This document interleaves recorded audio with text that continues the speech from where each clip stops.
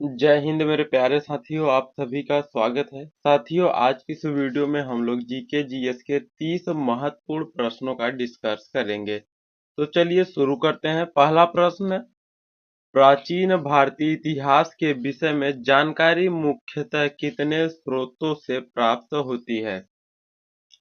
साथियों, प्राचीन भारतीय इतिहास के विषय में जो है हमें जानकारी 4 स्रोतों से प्राप्त होती है। ऑप्शन बी सही हो जाएगा। 4 स्रोत कौन कौन से उसे भी जानते हैं। देखिए, पहला स्रोत है धर्म ग्रंथ, दूसरा ऐतिहासिक ग्रंथ, तीसरा जो है विदेशियों का विवरण और चौथा पुरातत्व संबंधित साक्ष्य। इन्हीं 4 स्रोतों से हमें प्राचीन भारतीय इतिहास के विषय में जानकारी मिलती है। अगला प्रश्न है, ऋग्वेद के ऋचाओं को पढ़ने वाले ऋषि को क्या कहते हैं? तो ऋग्वेद के ऋचाओं को पढ़ने वाले ऋषि को जो है होत्री कहते हैं। ठीक है, ऑप्शन ए सही होगा इस प्रश्न का। नेक्स्ट प्रश्न, निम्नलिखित में से कौन सा वेद गद्य एवं पद्य दोनों में है? यजुर्वेद है, ये गद्य एवं पद्य दोनों में है। ऑप्शन बी सही होगा इस प्रश्न का, यजुर्वेद। अगला प्रश्न, अरबी लेखक अलबरूनी किसके साथ भारत आया था? तो साथियों, अरबी लेखक अलबरूनी जो है ये भारत महमूद गजनवी के साथ आया था। ऑप्शन सी सही हो जाएगा इस प्रश्न का, महमूद गजनवी। चलिए अगला प्रश्न देखते हैं, किस वेद में यज्ञों के नियमों एवं विधि विधानों का संकलन मिलता है? तो साथियों, जो यजुर्वेद है इसमें यज्ञों के नियम एवं विधि विधानों का संकलन मिलता है। ऑप्शन डी सही हो जाएगा इस प्रश्न का, यजुर्वेद। नेक्स्ट प्रश्न, सर्वप्रथम सिक्कों पर लेख लिखने का कार्य किस शासकों ने किया? तो देखिए, सबसे पहले सिक्कों पर लेख लिखने का कार्य जो है ये यवन शासकों ने शुरू किया। ऑप्शन बी सही हो जाएगा इस प्रश्न का, यवन शासकों। अगला प्रश्न देखते हैं, भारतीय पुरातत्व शास्त्र का पितामह किसे कहा जाता है? ठीक है, किसको कहा जाता है? तो देखिए, भारतीय पुरातत्व शास्त्र का पितामह जो है वो सर एलेक्जेंडर कनिंघम को कहा जाता है। ऑप्शन सी सही हो जाएगा इस प्रश्न का। अगला प्रश्न, सर्वप्रथम भारतवर्ष का जिक्र किस अभिलेख में मिलता है? तो देखिए, सबसे पहले जो है भारतवर्ष का जिक्र ये मिलता है हाथी गुम्फा अभिलेख में। ऑप्शन ए सही हो जाएगा इस प्रश्न का, इसमें जो है भारतवर्ष का जिक्र मिलता है। अगला प्रश्न है, सर्वप्रथम भारत पर होने वाले हुण आक्रमण की जानकारी कहाँ से प्राप्त होती है? तो देखिए, सर्वप्रथम भारत पर होने वाले हुण आक्रमण की जानकारी जो है ये प्राप्त होती है भीतरी स्तंभ लेख से। ऑप्शन सी सही होगा इस प्रश्न का, भीतरी स्तंभ लेख। अगला प्रश्न, मनुष्य ने सर्वप्रथम किस धातु का प्रयोग किया था? तो देखिए दोस्तों, मनुष्य ने सबसे पहले जो है ये तांबा धातु का प्रयोग किया था। ऑप्शन डी सही हो जाएगा इस प्रश्न का। अगर पूछा जाए कि मनुष्य ने इस धातु से सबसे पहले कौन सा औजार बनाया, तो याद रखना कुल्हाड़ी। ठीक है। अगला प्रश्न, जूते हुए खेत और नक्काशीदार ईंटों के प्रयोग का साक्ष्य कहाँ से प्राप्त हुआ है? तो देखिए, जोते हुए खेत और नक्काशीदार ईंटों का जो प्रयोग है, ईंटों के प्रयोग का साक्ष्य ये मिलता है कालीबंगन से। ठीक है, कहीं कहीं कालीबंगा भी लिखा रहेगा तो सही होगा। ठीक है, कालीबंगन है, कालीबंगा। अगला प्रश्न, सिंधु सभ्यता की मुख्य फसल क्या थी? तो देखिए, सिंधु सभ्यता की मुख्य फसल गेहूं और जौ थी। ऑप्शन ए सही होगा इस प्रश्न का, गेहूं और जौ। अगला प्रश्न, आर्यों द्वारा खोजी गई धातु क्या थी? तो देखिए, आर्यों द्वारा खोजी गई धातु जो थी साथियों ये था लोहा। ऑप्शन बी सही होगा इस प्रश्न का, लोहा। अगला प्रश्न, महाभारत का पुराना नाम क्या था? तो साथियों, महाभारत का पुराना नाम जो है जय संहिता था। ऑप्शन सी सही होगा इस प्रश्न का, जय संहिता। अगला प्रश्न, जैन धर्म के संस्थापक कौन थे? तो साथियों जैन धर्म के संस्थापक जो है ये थे ऋषभदेव। ऑप्शन सी सही होगा इस प्रश्न का, ऋषभदेव। साथियों अगर आपको वीडियो अच्छा लग रहा है तो आप इसे लाइक करें, शेयर करें और इस चैनल को आप लोग सब्सक्राइब जरूर करिएगा और टेलीग्राम चैनल को भी आप लोग ज्वाइन कर लेंगे। अगला प्रश्न देखते हैं, जैन धर्म के 24वें एवं अंतिम तीर्थकर कौन थे?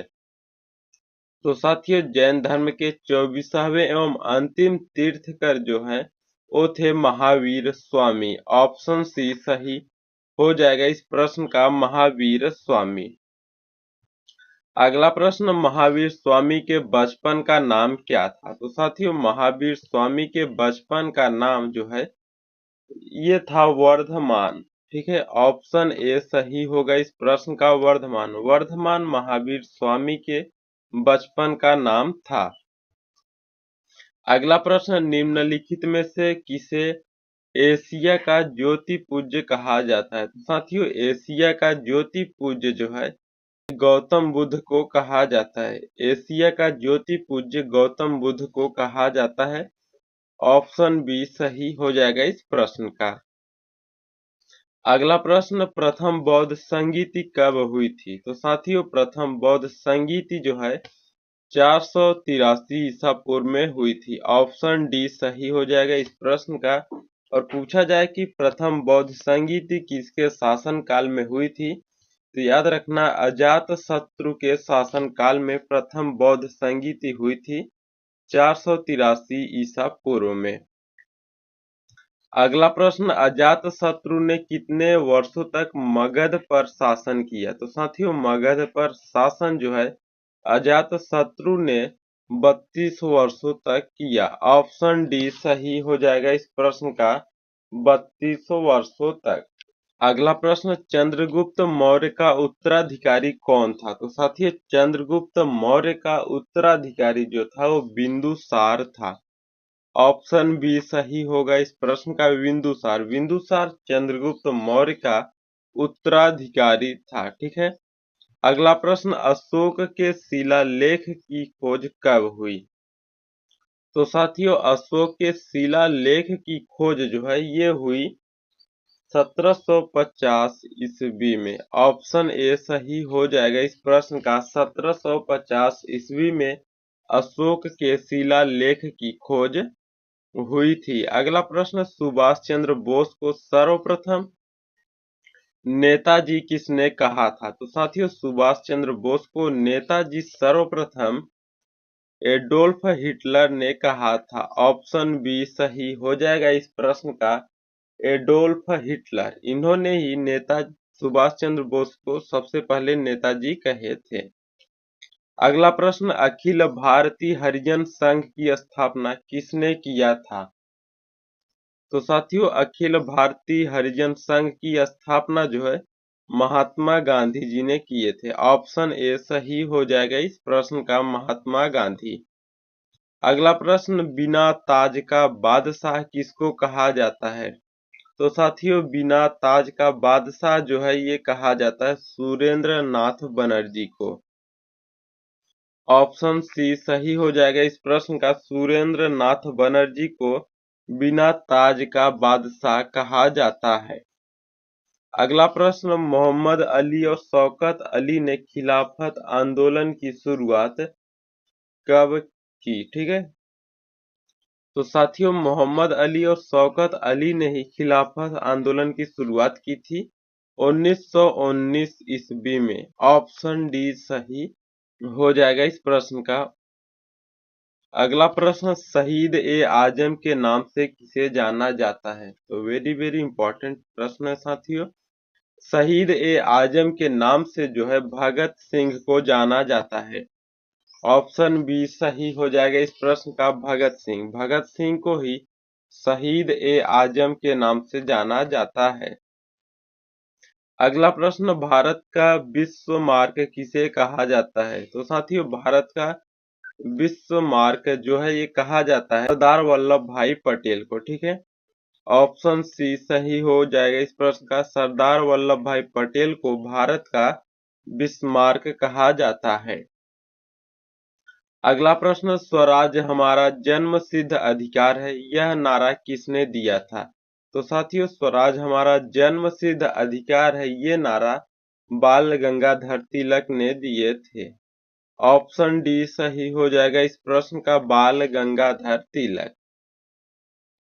अगला प्रश्न, आधुनिक राजनीति दर्शन का जनक किसको कहा जाता है? तो साथियों, आधुनिक राजनीतिक दर्शन का जनक जो है ये कहा जाता है मैकियावेली को। ऑप्शन बी सही हो जाएगा इस प्रश्न का। ठीक है साथियों, अगर आप अपने जीके जीएस को मजबूत करना चाहते हैं तो आप इस चैनल को सब्सक्राइब जरूर करिएगा, क्योंकि आपको इस चैनल पे जीके जीएस की हर वीडियो मिलेगी जो आपकी परीक्षा के लिए बहुत ही महत्वपूर्ण है। तो आज के लिए इतना ही, फिर मिलते हैं एक नई क्लास में बेहतरीन और शानदार क्लास के साथ।